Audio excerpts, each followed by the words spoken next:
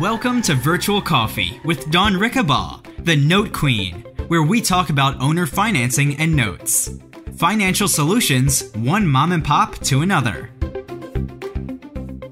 All right, this is our virtual coffee Q&A, and I absolutely love these calls. I just got back from most of the week being out in the outback, backpacking in the desolation wilderness, and it was absolutely divine. And just to unplug, I think everyone needs sort of a digital hiatus where you don't have cell or internet for a while. The only thing is my phone didn't fare well. If you can see this, I accidentally dropped it out of my backpack and totally shattered the screen. So I think that's the universe telling me, you know what, better to unplug a little bit more anyway from our devices. It can be tough. But anyway, I am excited as ever. I love this call. This is my name is Dawn Rickabaugh, and I'm your host or hostess, whatever the correct term is, your facilitator for virtual coffee, anything having to do with owner financing and notes. I have the notequeen.com website, the We by Carson website, Property Paper Summit website, and it's just that ever since quitting my job as a nurse in 2004, I've been on the lam for investing in paper. I just love notes and the power that when you understand the discounted note business, it really adds a lot of power to what you can accomplish for yourself and for those around you. So I've beyond just finding it as a really unique, a really interesting and powerful investment tool for myself. To me, it also matters on a lot deeper levels than that, which actually keeps me going. I find a lot of meaning in it. So anyhow, and just again, before I forget, because I tend to kind of get lost and go off on tangents and things like that, but I appreciate the people that email me. I do apologize. I'm really not great. I don't have a lot of bandwidth for doing a lot of emails, responding to a lot of emails. But what I would invite you to do is please, join me on these calls, fill out the hot seat interest form. If you're local, come to one of my meetup groups. I do a monthly meetup group. You can sign up for a one-on-one consultation. You can come to my event. So basically, I have my virtual coffee, my meetup group, my yearly live event, propertypapersummit.com. That's a 2-day live event where it's a very intimate setting where we just really dive deep into some of these concepts. That's coming up October 1st and 2nd. So that's only 6-7 weeks away from now. So please grab your spot soon if you're interested in coming and connecting on a deeper level. But there again, I just want to put out that apology that I'm not always able to get back to emails and things. We're a small family operated investment company buying both property and paper. And, we're not a high volume anything. I don't buy high volume of notes. I don't buy high volume of properties. We just have a steady stream of investments. But what I like is and what I want to share with people is the flexibility of being able to do either one with equal ease. If you can buy and hold property, well, then you can learn to buy and hold a note. If you can broker or wholesale property, you can broker or wholesale a note. And if you can joint venture on property, you can joint venture on paper. So, and lots of times you can turn one into the other. Property turns into paper and paper turns into property. And so it's this sort of holistic vision that I like to bring to the table. And I really enjoy talking about. And I want other people to be able to, you don't have to be a ginormous multimillionaire famous investor. The more little mom and pops in every city across the country that understand how to do owner financing and notes and very comfortable with the secondary market for notes, I mean, just the more good that you can do in your own community. I've been able to create homeownership for several people that were stuck in the rent cycle. Just by carrying paper for them, they would have never been able to get financing for some of these properties. So anyhow, and I just everyone has their way of how they give back, and I think that's just important. Like what do you want to give? How do you want to serve? And it just seems like the money flows if you educate yourself. You're in alignment with what you're what you're here to do, what your gifts are, what your passions are, and then if you're oriented of how can I serve, then it's just sort of natural for you to be taken care of. And now that can be kind of a rocky road. Many people have heard me say, I'm looking for a pen. We reorganized the office. But I absolutely did not. I have a fast track to this whole no business. It took me 5 years from quitting my nursing job to really hit my stride, so I had consistent results. And that was a pretty tough transition, from W-2 to entrepreneur, but I don't regret it one bit. And now when you're in business for yourself, there's no bottom, right? There's no safety net under you sometimes, or if you just don't make it, those bills keep stacking up. But then once you really do catch your stride and your niche, and if you don't give up, like I was just too persistent. I was so persistent that eventually the universe is like, okay, well, this chick isn't going away, so let's help her figure it out. So it's just about getting in alignment and learning what we need to learn and being who we need to be to attract, what it is we want. But, it took me 5 years. I like to say I took the short bus to the queendom. I was not a star student by any stretch of the imagination. So, but anyway, so here we are. I want to get to Axel. How do people submit questions? Have they emailed you, or they're supposed to chat you or something like that? If something comes up, and we'll try to get to those sometime throughout the call. Yeah, the easiest way is to chat. My name on the webinar is support. So, if you chat Dawn, she may not see it because she's on the call. She's hosting the call. But if you chat support, I'll see the question. I'll relay it over to Dawn, or you can email me at axel@notequeen.com, and we'll field those questions. And if there's time, we'll address as many as we can. All right, thank you for that, Axel. All right, so Brenda Martinez. This sounds like a familiar name because we've had a lot of Brendas over the last year, it seems like, and I don't know. I apologize if this is someone we've already talked to or not. But is Brenda Martinez here? Yes, I'm right here. Hi, how are you, Brenda? Yeah, I'm the one that you and I had a consult with you. Oh, yeah. I'm so sorry. That's okay. There's a good reason it's familiar. It's just my brain is still up at Lake Aloha. So catch us up. Let's finish. Come back to this conversation. Well, we talked about this property and we figured out, a good strategy. And then I was like, great, thank you. And then I'm moving forward on it, just talking to my real estate, because I'm a broker here as well. He's a broker, but he's also he was an investor first. Told him what I was and he knows. He's like, that's great that you're focusing on that. And then I told him I was converting one of my rentals. He went, oh, wait a minute, right?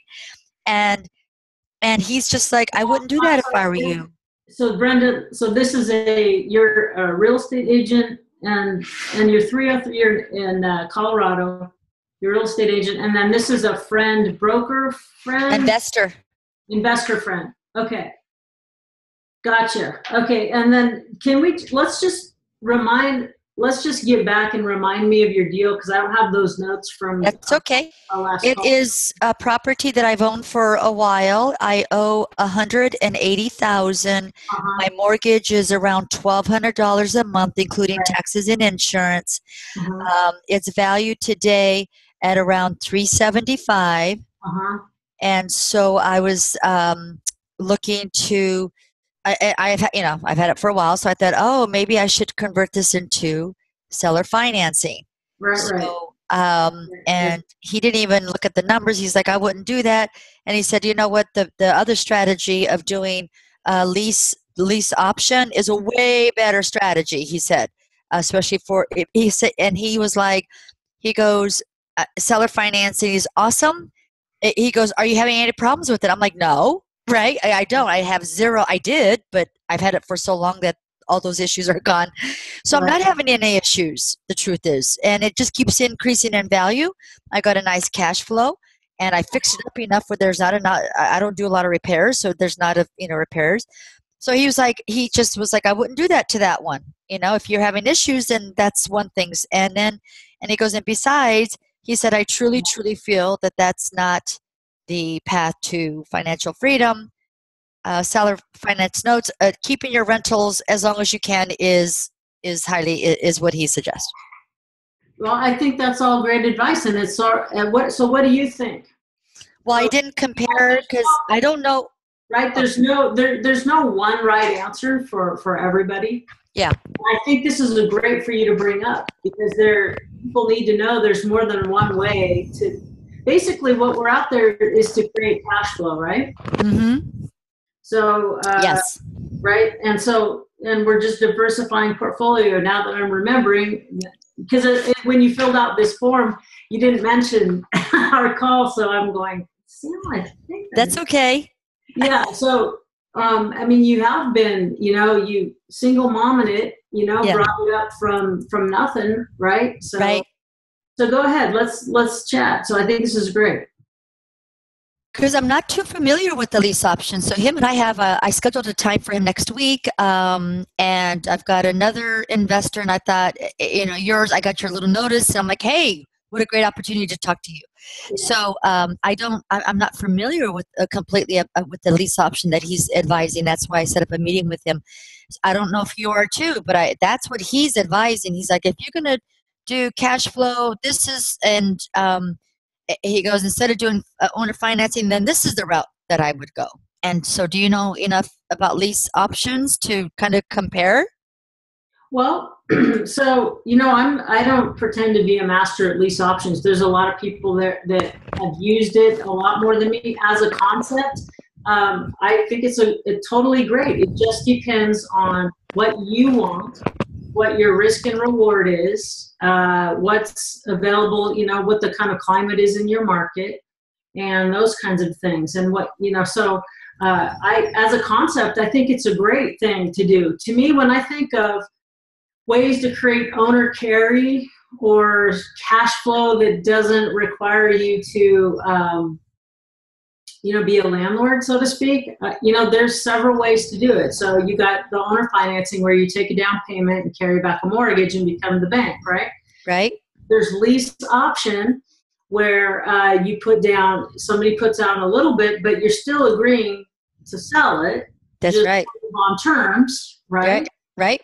Right. And then you can put it in a land trust. There's lots of people that use land trusts to basically convey title, or to share in the title, like they over time, they have an installment sale to purchase the beneficial in the trust. Okay. So there's at least 3 good ways that I'm aware of and that I've used at least to some degree. I think lease options I've used the least. That doesn't mean there's anything intrinsically wrong. Everything has a risk and reward, a pro and a con to it. So basically, any one of those things that I just mentioned is saying, I'm going to sell the property. I mean, if you want to completely remind me why you wanted to do something different again. Great. Thank you for asking me, because what I've been doing is the several properties that I have that are rentals. I just thought that this would be I just came into my own business about 1.5 years. I got out of debt last year, okay, just to bring you up to date. And then, but really, and I did fix and flip. I did, wholesaling, and I'm like, great, made a nice big chunk, got out of debt, but I still want to create this cash flow, okay? And Colorado's not a place to be purchasing buy and holds here. It's just, you can if you want to bet on the appreciation, which that's not me. I want cash flow, right? So I know that Colorado, so I'm like, okay, so if I really want to invest in a rental, I'm going out of state. Do I want to do that? So really looking at, do I want to do that, right? Then I came to seller finance and I went, oh, And I just saw that as an opportunity to get what I want, but then that's something I could see myself doing in terms of strategy and, the details and all of that. But to why I chose this property and why I'm looking at it is actually, Don, to be honest with you, I was looking at it as a stepping stone. I was looking like, well, I could keep doing what I'm doing. The house is going to keep going up, right? And then my income, my cash flow is going to go up a little bit. But then what hits me is like, wait a minute, this is top of the market. Everyone's talking about this market shift. Eventually, it's going to happen, right? And it might affect more real estate, which it usually does. And I'm like, oh wow, then then that value that all this equity that I have right now is now going to go down. But then I know that, right? And I'm like, okay, so it goes down, but Brenda, you just hang on to it. It's just going to go right back up, right? So the longer I have it, the lower. So I get that. But I was like, well, it would be nice to do it now. Have that big chunk, okay, and then have that. Then my monthly is going to increase like $500 from what I'm getting right now, Right. and then put a little bit aside for my family legacy, for my family, and put a little aside for me, so I could live on or whatever. And then I've got this little chunk that came in. That yes, I know that's going to be that's capital gains taxed, Right. but here's a little stepping stone to reinvest and get me and have it there so that when I come to an opportunity for another seller financing, because that was my strategy in getting to seller financing, was to, when I broker, there's an opportunity to broker them, but also if there's an opportunity in front of me, I'm like, oh, good, yes, oh, I want to purchase that. There's my second seller finance note, That's kind of what I was thinking. Yeah. Okay. So, so I just want to thank you very much for that. And so I just made notes. When we're talking, I heard you say, so real estate is, you said real estate, the longer I hold it, real estate's going to always go up and keep going up. And then you also acknowledged, hey, everyone's talking about a market shift. So, yep. So there's two sort of conflicting sort of thought patterns there. So maybe I just want to bring a little clarity to that concept. But so you want to clarify? I mean, it's always going up, but then I acknowledge that the market has and probably will go through another down cycle. Okay, and clarify what? Well, the market, you're just saying the market my property will keep going up in value, but we acknowledge that there's cycles in the market and that we may be in a bubble, we may be due for, another down cycle. What I'm saying is that because Colorado's unique. Do you know about the market here? Okay. What did you guys do in the last downturn back in 2006 to 2008? 2006 is right around where I bought the property. So I took advantage of the time and I was able to qualify for no doc loan, right? And that's how I got my properties. I was like, yay, right? And then, so that's how I was able to buy this property. And then, of course, since then, it's just increased. But then even the properties before is what I'm saying.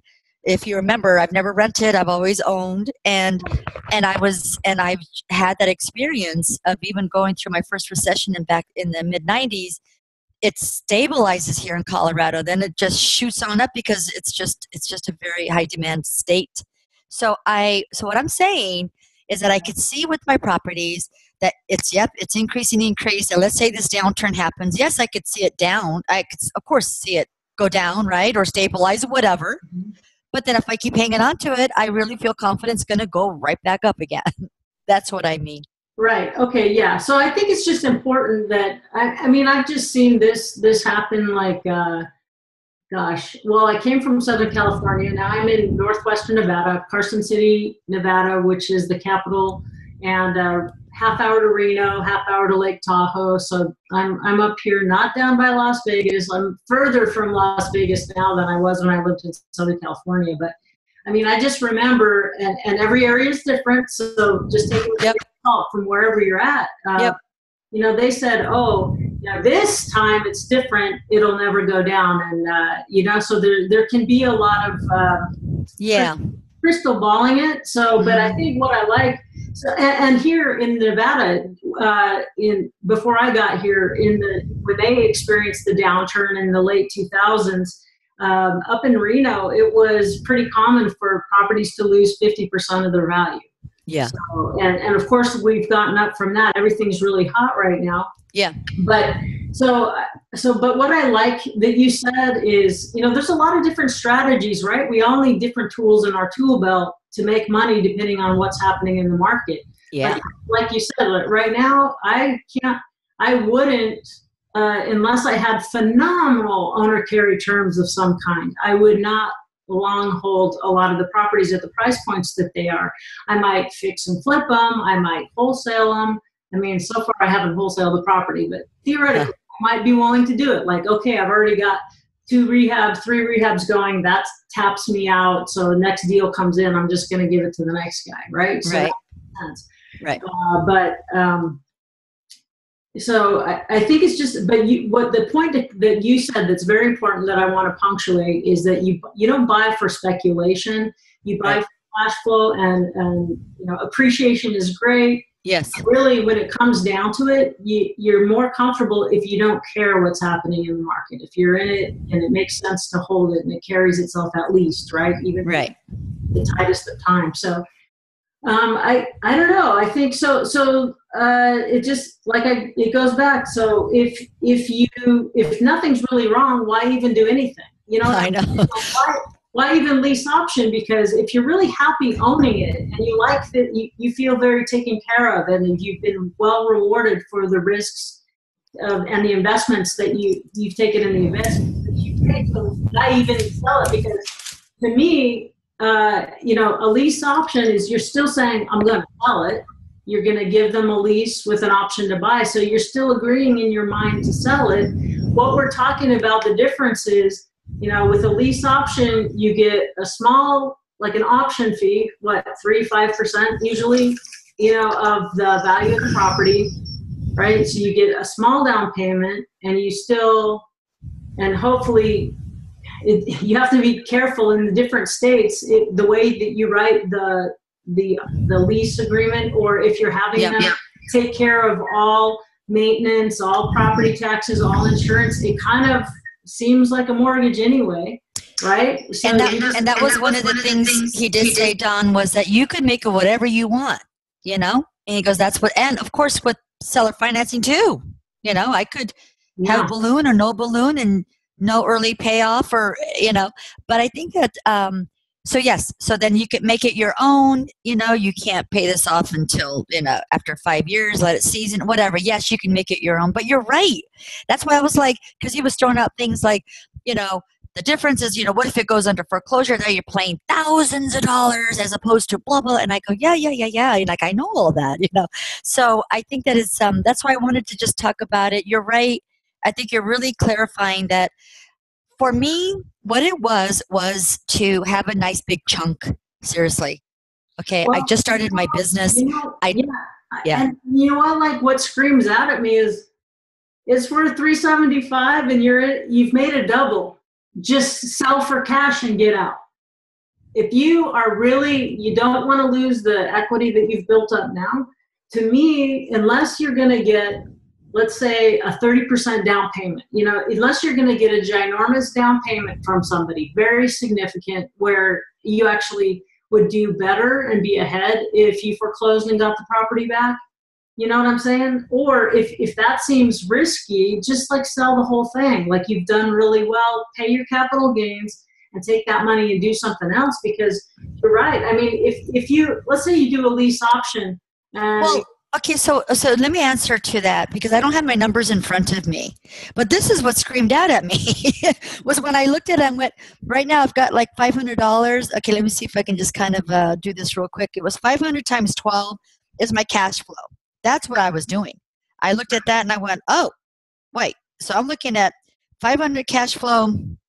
Let's see here. And then I think so 500 times 12 is about $6,000 a year. Right. And then I did my owner financing or seller financing. And then after I pay off my first mortgage, now I've got, I think the cash flow is like almost $1,500. Right. Okay, So it's more 1,500 times 12 is 18,000, girl. right. Exactly. Plus I got 30,000 in my less my capital gains plus 1,800.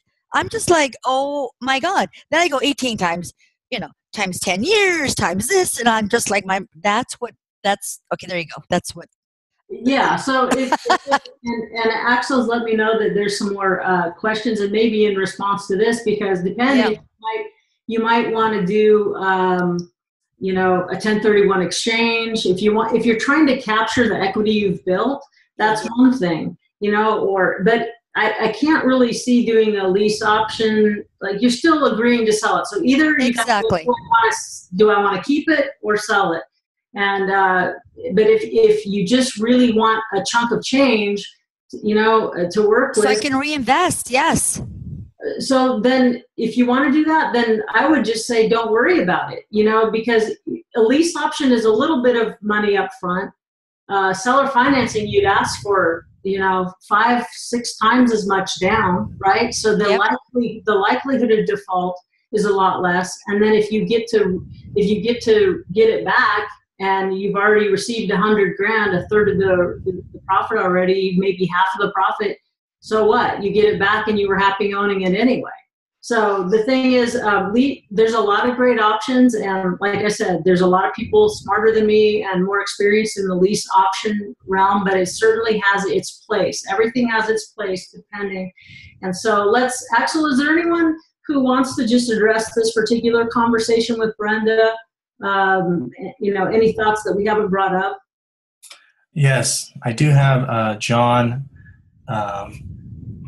John said she should rent it for 2 years and then sell it and 1031 the profits into other properties. Right. And pay no taxes.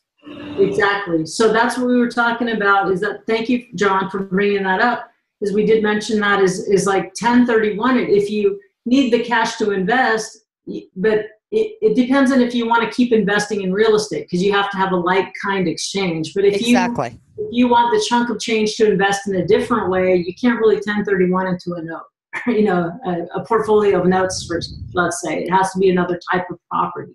Just maybe more cash flow, less maintenance, like, I don't know, a warehouse or a storage unit or a multifamily or something like that, right? So that's awesome. So then when I take that first chunk, whatever that is, 30,000, and then do a 1031, and let's say 2 years, 3 years, 4 years from now, then they pay it off, and then I've got the big chunk, then I could do another 1031, correct? No, 1031 is you selling the property for cash or cash. Oh, selling it quick. No. Oh, I see. And then you take the proceeds, and instead of writing a big fat check to Uncle Sam, you get to invest the whole amount into another property. People just sort of leverage up like that. Yeah, right.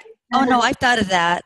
Just to defer capital gains. So, but don't I have that option now, Dawn? If I do a seller financing. Well, you can't 1031. I can't. You have to choose seller financing, because they're both ways to defer capital gains, to divest yourself of title and to create cash flow. But seller financing gives you a way to defer capital gains, IRC 451, something like that. Where you get to defer your capital gain.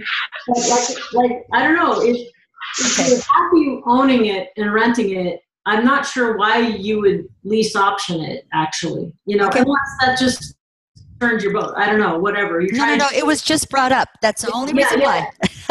Right. So, because if your point is to get a big chunk of change, like I just heard you say, then you're either taking a big down payment and offering owner financing, or you're just selling it. Yeah, got it. If you don't want to roll it over into another type of property, then just sell it, pay your capital gains, and then have your chunk to do something new with. Any other thoughts besides John before we wrap this up? Okay. Thank you, Brenda. Thank you very much for bringing that up. I thank you. think it's great that you bring this sort of process to the forefront. So, thank you. You're going to figure this out, and you're going to rock it just like you always have. Oh, thank you for the opportunity. All right. Thank you so much. Okay. All right, Axel, let's take a little assessment. Where are we at? Is there some questions, or do we want to just open up the lines? Or? I have quite a few questions. Okay. One of the questions that stood out comes from Hozona, and I will unmute him in a sec here, but he owns a condo free and clear out of New Jersey. So he's contemplating between landlording or landlord financing. So let me go ahead and mute Hozona here. What? Hozona? Is that okay? How you doing? Hi, Dawn. Nice meeting you. Hey, nice to meet you too. You're from way over there on the other side of the country. Yeah, I know. Feels like it too. Hey, so tell me your story. Flesh out what Axel just told us. Okay, I inherited my mother's condo. She passed away, and I inherited. I got my cousin in there renting now from me. So I'm not really a landlord type person yet. I haven't tested the waters yet being a landlord, you know. Right. So he's in there, great tenant, just him, a cat, and I don't know if I want to do it. I'm scared a little bit, you know, like all stories here. And the associations are pain in the butt, you know how they are, associations. You know, they make all these rules now. I don't know, you know what I mean? Like, you know, yeah, the HOA. Yeah. And I don't know. I tell you the truth, I really don't need the cash flow. I have enough cash coming in, you know, so I really don't need it. Okay, so you inherited, and condolences for your mom passing. I lost mine earlier this year, so I know that can be quite a process. So you inherited this condo, and let's just flesh it out for kicks and giggles. What's the fair market value? It's about 60 to 65. Okay, so it's worth 65,000 cash. And what's the HOA on it? 265. 265 a month? Yes. And what are taxes and insurance? Taxes and insurance are about $1,700 a year. Okay, so $1,700 on my poor little cracked iPhone. Oh, my poor baby. 1,700 divided by 12, so we got about 142 a month. Taxes and insurance, HOA. Okay, and is it new, old? What do you got? Yeah, we updated it in 2005. New kitchen, bath, new windows. Okay, so basically, there's not going to be a lot of maintenance, at least for a while, on this property. Okay. I haven't had no problems at all. So 142 plus 265. So you have fixed costs every month of 407, right? Yeah. Okay, and then you said your cousin's renting it from you? Yeah, he's renting from me now. Okay, so what does he pay you? Okay, he pays me $750 a month. $750, and then he handles his own utilities? Yes, he pays for everything. Okay, so then $750. So if nothing goes wrong, which it doesn't sound like much can, you get $343 a month, right? Times 12. Yeah. That's I got to mention, I do pay the sewer and water. I pay the sewer and water bill. I do that. Okay, so how much is that approximately? Just $497 a year. $497 a year for those things? Yes. Okay, so is it fair to say you're clearing 300, about 300? I calculate about 297, 300. About that. All right, so let's just call it 300 a month. Okay, that's pretty safe. Okay, that's fantastic, and it's all yours. So, what makes you be on this call? And welcome, by the way. Is this your first time? Yes, it's the first time. Okay, well, fantastic. So, what brings you? What should I do with this? So, it looks like you've got a really nice situation where. I know. Maybe I don't need to call. You know. Say that again. I said, maybe I don't need to call. You know, I'm like, wait, I get the best thing what I'm calling for. But I want to learn more about notes. in general, you know. Okay, so it's a matter of curiosity. Yeah. Cause I'm like, wait a minute, I got this piece of property. Maybe I could carry the note. I don't have to, like, I was reading about it. You were saying that, well, you know, I don't have to, I could put in the lease option maybe with a rental agreement attached to it. And I'm not going to be able to worry about maintenance and all that. I can put it on somebody else's responsibility to maintain the bill. I don't have to worry about calling. I'm like, wow, that sounds like a great thing. I don't have to be a landlord, you know? Right. Well, so far, it's been a pretty sweet ride as a landlord, right? Yeah, I gotta say, yeah, I'm getting the tax deduction. So I just want your opinion, because I'm getting the tax write-offs with it, all that stuff, you know, Right. Appreciation. So maybe if it's not broke, don't fix it, you know.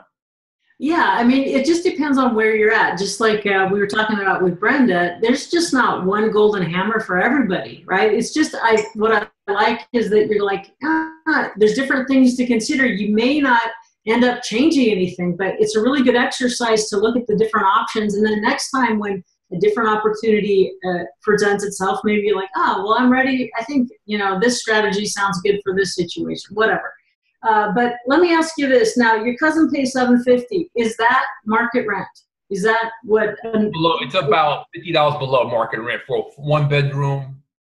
It's like 900 and almost just under 1,000 square foot. It's a below market rent, maybe like $50. Okay, so market rent would be like 800. About 800. Okay, and just for kicks and giggles, how happy is your cousin living there? Oh, he loves it there. He's rented from me. How can he not be happy? You know what I mean? His cousin, he doesn't worry, and he's a real picky type of guy. So I think he's happy, Okay, would he, so you're doing fine. You could take or leave the cash flow. You're just, hey, I have an opportunity. I'm just wondering how to maximize it. Would your cousin like the idea of owning it? No. He likes to rent. Yeah, he doesn't want to buy none because he wants to relocate to a cheaper place. Okay, so is he looking for something cheaper right now? Right now he just just retired and he has a lot of health issues. Took early retirement and he wants to relocate in 2 years when he gets his Social Security, the early max. So he can, early time he gets the Social Security, and he wants to relocate to Florida, a cheaper place to live. He don't want to stay in New Jersey because it costs so much. So he wants to go south where his parents are at, closer to them. Okay, cool. Well, so it doesn't seem like, let me put it back to you. What can I help you with, like right now? Is there any specific question or something we can? No, I just wanted to know more options, like you said before. Maybe I can maximize, or maybe I can lease option and I don't have to be the landlord, or I could just sell it outright. I just wanted to know, what you thought, your opinion. Yeah, so to me, it sounds like it's working really well for you, for your cousin. You're making cash flow. It's low maintenance for you. It's a good deal for him. Everybody has low stress, right? And the numbers make sense? Yes. Okay, I had a question. Condo association, from what I heard, I don't know how true it is. I heard that sometimes it's hard to get a mortgage. Yeah. Because of I know that's true, and I'm not, I'm not a specialist in the conventional mortgage space. My whole world revolves around either cash or owner financing, whether buying or selling, right? Or private money, right? So, but yeah, so when you get to the point where you want to sell, like if you go, I'm not really sure, then you're probably going to sell for cash or you're going to do owner carry, unless some program comes up where there's financing for a condo. I don't know how old it is, or if the building, sometimes the unit's fine, but the building doesn't qualify for FHA or something like that, right? So one realtor told me that she said she thinks that they only can get VA loans there. Can or can't? Can just get the VA type line VA loans. Okay. Yeah, so the thing is, it sounds to me, I don't get the feeling there's any need to do anything right now, but at the point at which your cousin moves out and makes his transition, like it's working really well, then you can go, now I have some options. I can sell for cash. I can 1031, take, you don't even, it's not like you have capital gains because you inherited it, right? So your step up in basis, you're not going to have capital gains really to worry about, but you can go, do I want a chunk of change? or do I want a stream of income? And so, maybe if it's worth 65,000, but yeah, or you could say I want a stream of income, and this you already have it, and I'm comfortable with this investment. I can keep it. I don't want to really landlord to someone I don't know, because then that can get into being a money pit, right? If they don't take good care of it, or they're high maintenance or something like that. Yeah. What about the 1031 exchange? Isn't that kind of hard to do? You got to find something like yeah, you got to find something in a fairly short period of time. So to me, unless you're just really into that and always on the lam, I would just say you've got something right in your lap. It's low-hanging fruit for you, right? Yeah, exactly. Like, it didn't really appreciate much. The value is pretty much the same as what I paid for. It really didn't appreciate much. And I bought it in 2005, so it's not really, you know what I mean, they have to worry about capital gains because there really no gains on it. I mean, 60, I paid 55, probably worth 60. So, you know what I mean? They really appreciate a whole lot since 2000. I thought you inherited this from your mom. Say that again? You inherited for this, mom, or did you purchase it? Actually, to be honest, I didn't inherit it. I purchased it for her with my money. She gave me her money to put in my name. I see. Yeah, for estate purposes, you know? Oh, gotcha. Well, that's great. So the thing is, it just sounds to me like, I don't know, I'm just getting that when it gets to the point where your cousin leaves, so let's just go over, maybe you can get 65 cash after closing costs, paying a realtor and all that, right? And if they're good, man, they're worth their weight in gold. I really love realtors. There's some that make me want to shoot myself in the head, but they really can be an asset if you get the right ones. But absolutely, definitely. You can't really, like you said, to get an MLS, you need them, or it just depends. I mean, it depends on the situation. I've sold properties without them, but there's other times where I will not do anything without them. It depends on the property, the location, the price point, blah blah blah. So, but I've sold them with or without. The lower price point properties I can list on Zillow for sale by owner and do just fine. But I'm in an industry, like I've been a realtor, I've been a broker, I've been an investor for a while, so I'm pretty comfortable, with most things, right? So, but anyway, I would just say, or maybe, so let's just pretend like the value stays the same 2 years from now. You can get 65,000 cash, or maybe you can get 70,000 if you own or carry. You take 10,000 down, and now you've got a note. So let's just see if you did that, what kind of cash flow you'd have. Does that sound fair? Like just, we'll just say, okay, let's pretend like your cousin's, fast forward 2 years and your cousin's moving out. So let's say you can add a little bit of a premium, right? Maybe you can get 70,000, and you want to take at least 10% down. And hopefully, people can afford that. Otherwise, don't transfer title. If someone can't come up with a minimum of 10% down, I just wouldn't even think about it. There's a reason why banks ask for 20% down for a conventional mortgage, right? Because there's statistically a lot less likelihood of default and financial loss on the part of the lender. So let's just say they can put 10 down, which is 10,000 divided by 70,000. So that's like a 14% down payment. That would be pretty respectable for an owner occupant, for someone who's going to live there as their primary residence. And of course, anything who's listening should be advised. Just a disclaimer: you need to go to your state and figure out what I think Dodd-Frank is, being the grip of the Dodd-Frank is being loosened, but still, you should know what the regulations are regarding, carrying paper, originating mortgages. Most mom and pop people like yourself are exempt. You're not considered a loan originator, but just anyone listening, you should do your own homework to figure out, what your state is requiring you to do if you're going to be a lender, or if you're going to if you did 5 of these in the same year, is probably different than if you just did 1 your whole life, right? So then let's say you have a $60,000 note, and even if you did, and I'm just going to this looks so bad. I don't even know if anyone can see it, so I'm not even going to show you, but $60,000 note. Let's say if you even gave them just a super nice 5% interest rate, and you were just like the banks, and you gave them a 30-year, you're young enough, you're going to live 30 years, or You can think of someone who wouldn't mind inheriting a note if you die, if you kick off early, right? Oh, absolutely. Right? You don't really need it. So when I solve for that, when I solve for that scenario, if you were selling right now an owner carry and got 10,000 down, which is very respectable, 5% amortized over 30 years, just like a bank. Like I said, you can make up anything. That would give you a payment of $322 a month, which is what you're getting now, but without any, you don't pay taxes, insurance, water, sewer, HOA, or any maintenance issues that could ever come up, and you're still getting actually more cash flow than you're netting in rent, or pretty close to the same, but you got $10,000 in your pocket up front, and you have no exposure to the downside, except for the downside is if they default.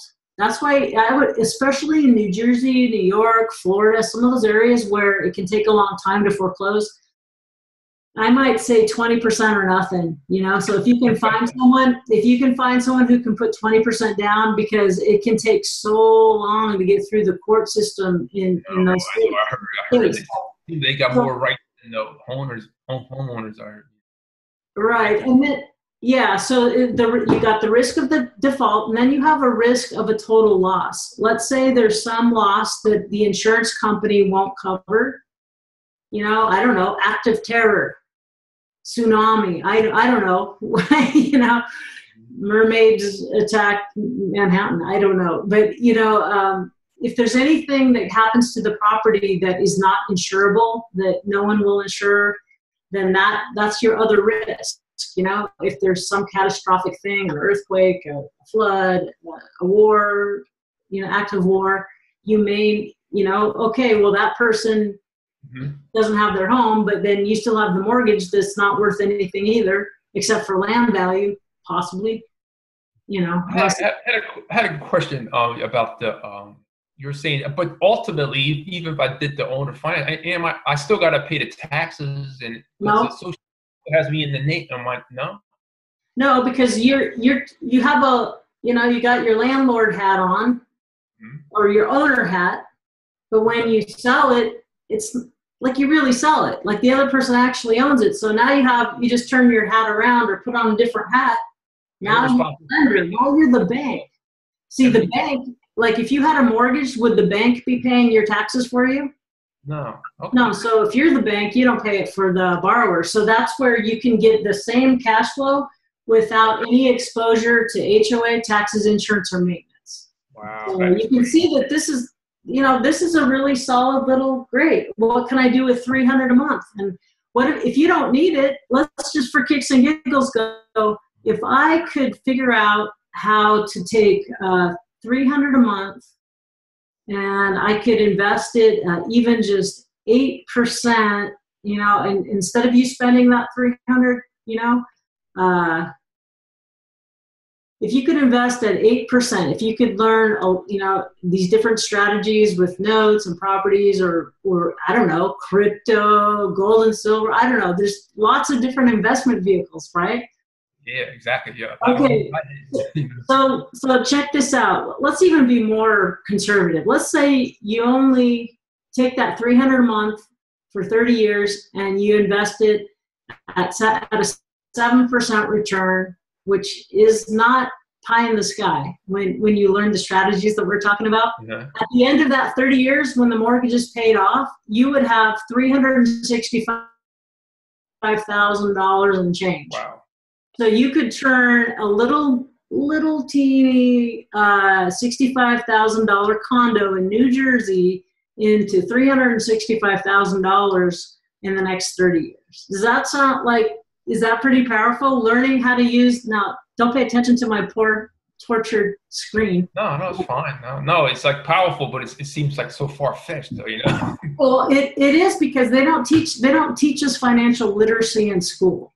Right? It's not to their advantage. They like us paying interest, not receiving interest. They like us being on the paying end of compound interest, not at the receiving end of compound interest. So it's one of those things, like we have to take control of our futures and our own education and learn how to do it. So let's say, let's even put 4% in there. You'd still have over $200,000 if you could just learn how to compound what you're making. You don't need it. Don't blow it on something, invest it, learn how to invest it. And that's why the property, if you come to the type of event that I've been to several events over the last several years, it's just part of being in the business. But like what I'm hosting once a year in October up at Lake Tahoe, it's this exact type of thing, how you can take little bits of money and learn to really do pretty amazing things with them. And in fact, this seems like a little segue. We don't have a ton of time, but I wonder if I can, Axel, does this thing screen share? Yes. So just in wrapping up, and thank you so much again for being on the call. And how do you say your name again? Hosanna. Hosanna. Hosanna the highest if you're Catholic. Hosanna. That makes me want to sing an Easter song right now. Yeah. Yeah. Okay. But so just learning now.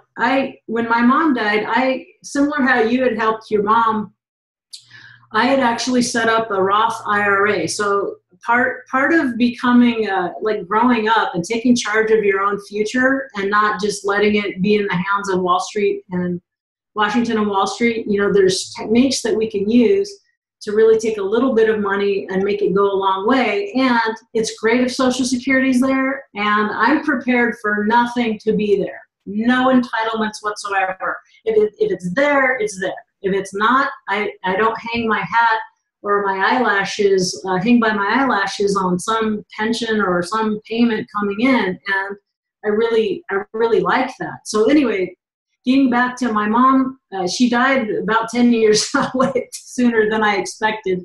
So we didn't have time you can only put like $5,000-6,000 a year into these accounts. So there was only like $16,000 in it, plus a couple little investments I had her in that are still hanging out there. So maybe a value of $20,000-25,000, somewhere in that range. And then I have, instead of me inheriting it, I was the beneficiary of it because I put all the money into it. So even though I have heirs, siblings, it wasn't mom's money. It was my money under her name. While she still had some earned income, I could contribute. And then I've done little bits of investing with little deals here and there to kind of like double it just in a short period of time, in 3, 4, 5 years, somewhere like that. And anyway, I was the beneficiary, but like I don't really need it, but I want my kids to have it. So I disclaimed my interest in it, and it passed through to my 4 kids. So they each got 25% of this. And the value of that is that over their lifetimes, that any money, we can't make more contributions. So let's say each of my kids got $4,000 now, plus some future interest coming in. When a certain note pays off, they'll get a little bit more, but there's no more future contributions. But if I can turn that $4,000 into $400,000, that's 100% tax-free for their entire lifetime. It's these are the kind of things that are so powerful that that's a game changer. So if I can educate my kids and help them understand, what I'm doing when I'm saying, hey, I found this deal and I'm going to make you do your own due diligence. We're going to talk about it and you're going to do this and you're going to do that. If I can educate them of how to invest and create cash flow, and they, 10 years from now, they're ready to buy a house, and it's $4,000 has built up to $200,000, which I don't think is unreasonable. That's $200,000 they can pull out 100% tax-free and buy a house free and clear, or put a huge down payment down, right? So anyway, just step and repeat. This is let me show you a teeny little deal, and then we'll wrap it up. We've only got 4 minutes. Why do I like to ramble on? But anyway, so basically here, and if everyone can see this, the property was sold for $155,000. So that's the value of the property. That's actual fair market value. And actually, it probably appraised for a little bit more. But the buyer had all cash.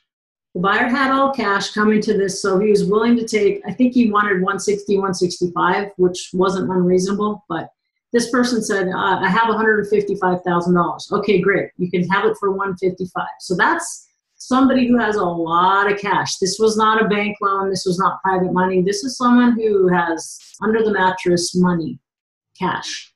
Okay? And this is unusual, but I want to say this is out there, right? This is not every day. But then right before they close, there's some big medical emergency in the family, and they only had wah, wah, wah. So basically they could only come down up with 148,000.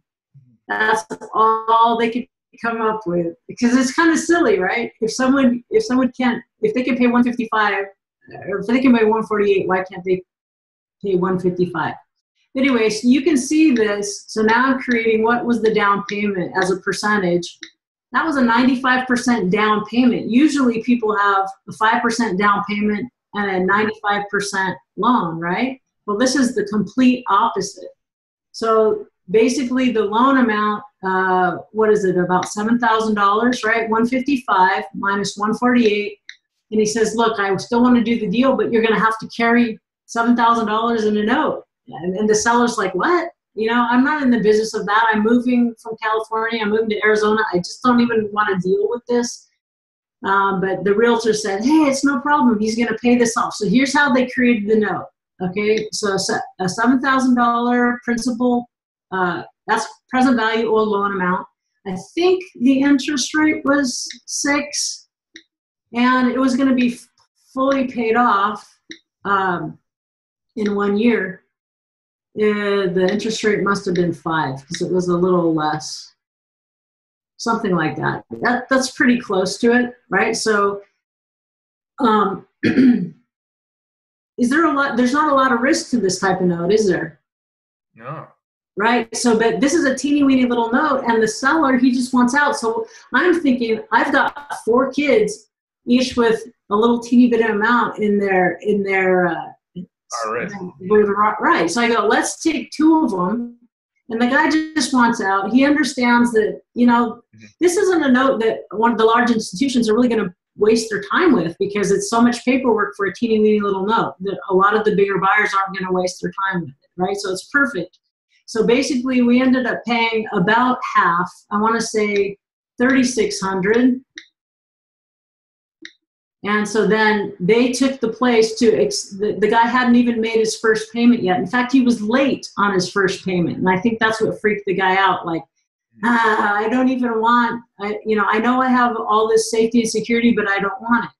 So let's see what the yield is. So the yield, my 2 kids, 2 of my kids split it. So they each put in $1,800 to pay the guy $3,600 for the right to receive the next 12 payments, or the balance due. Totally. So really you can see that they're going to do really well there. Is it a lot of money in the scope of things? No, it isn't. But like if let's just recreate this note. I want to just show you. Okay. It seems like a great return. There we are. Okay. The amortization. So basically, there's really, in such a short am, they're only going to get the total paid is about $7,200 plus late fees at this point, right? So if they put in $7,200, or they're going to get back $7,200 minus what they put in, $3,600. Again, 2 of my kids splitting this. They're each going to, I mean, basically, right? They're going to each double their money. That's where you can take, if you learn the strategies, that's why I have attended these events. That's why I'm hosting the Property and Paper Summit, is to learn. Once you just learn these things, then you can see opportunities when they're in front of you or help create them. So anyway, so that's 150% return on $1,800 that 2 of my kids are involved in right now. And that's just the tip of the iceberg. There's so many different ways to learn how to take little bits of money and do a lot with it. So to say that, you know, you like we did that number for your condo, I mean, that's, even if you could only learn to make 4%, you don't even have to knock it out of the park. Now, I'm not doing this every day, right? I can't step and repeat every month of the year, but you don't have to do this very many times to really get the ball rolling, right? So you can see that you can take a little bit of money, even if you can only make 4% on that payment that you're going to bring in. That's over $200,000 on this little condo. And when you start receiving interest instead of paying it, that's when your life really starts to change. Passive income is so great. It doesn't have to be in a note. It could be in a lease option. It could be just in getting rents. It just depends on where you're at, where your risk reward is, and different things. Does that help at all, Hosanna? Yeah, it did. Yeah, it was a little over my head, I'll be honest. But I need to read. I gotta read your book. Sorry, I kind of get geeking out about it because I get all excited. But so thanks for. No, that's all right. No, I gotta read. I have to read that book. I got your free book. I have to read. I didn't read it yet. Yeah, that's sort of a top-down overview. But the really nitty-gritty to some of these strategies that we're going to be talking about, let's say, over two days intensive at Lake Tahoe, that's where I get into it. There's lots of different places you guys can hang out. A lot of great people out there that I have no problem endorsing. But anyway, thank you for bringing up the combos, Brenda. Thanks to you too. Thank you, Axel. Right away. I was surprised. I got in right away. Yeah, fantastic. And great to see you, and good luck to you and everything you're doing.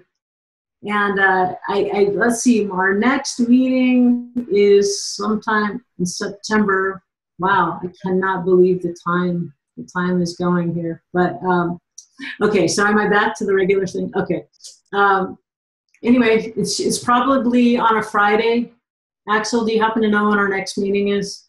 September 22nd, which is September 22nd. Okay, it's probably a Friday at 10 a.m., something like that. But anyway, thank you so much for being with me, for sharing this hour with me and the ideas that come up. And I just want to remind you to use your powers for good and go out there and create financial solutions, just one mom and pop to another. Okay, take care.